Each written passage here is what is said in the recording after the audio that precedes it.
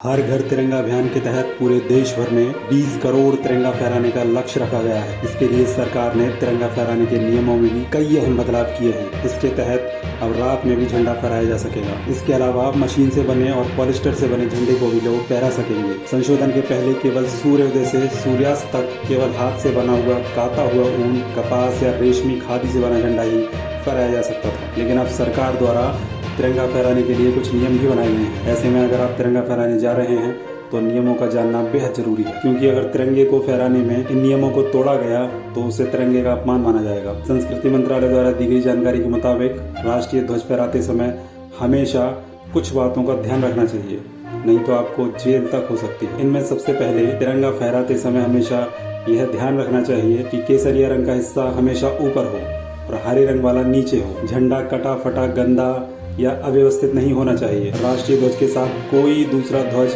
या ध्वज पट उससे ऊंचा या उसके बराबर नहीं लगाया जाएगा और न ही ध्वजारोहण के दौरान कोई फूल माला या प्रतीक सहित कोई वस्तु जिससे राष्ट्रीय ध्वज फहराया जाता है ऊपर रखी जाएगी। किसी उत्सव, थाली आदि में या किसी अन्य तरीके से सजावट के लिए तिरंगे का इस्तेमाल नहीं किया जाएगा। राष्ट्रीय ध्वज को जमीन, फर्श, पानी पर नहीं रखा जाएगा और फहराते समय इन चीजों को स्पर्श भी नहीं करना चाहिए। तिरंगा जिस खंबे, डंडे आदि में फहराया जाएगा उसमें कोई दूसरा ध्वज नहीं लगा होना चाहिए। राष्ट्रीय ध्वज का उपयोग किसी भी पोशाक या वर्दी या किसी पहनावे के हिस्से में चित्रित नहीं किया जाएगा जो किसी भी व्यक्ति के कमर के नीचे पहना जाता है, और न ही कुशन, रुमाल, नैपकिन, अंडरगारमेंट्स या किसी कपड़े में कढ़ाई या मुद्रित रूप में किया जाएगा। राष्ट्रीय ध्वज का उपयोग वक्ता के मेज को ढकने के लिए नहीं किया जाएगा, न ही वक्ता के मंच को इससे लपेटा जाएगा। राष्ट्रीय ध्वज का उपयोग निजी अंत्येष्टि को लपेटने के साथ ही किसी भी तरह की चीजों को लपेटने के लिए नहीं किया जाएगा। राष्ट्रीय ध्वज का उपयोग किसी वाहन के किनारों, पृष्ठभाग या शीर्ष भाग को ढकने के लिए भी नहीं किया जाएगा। तो अब से आप जब भी तिरंगा फहराएं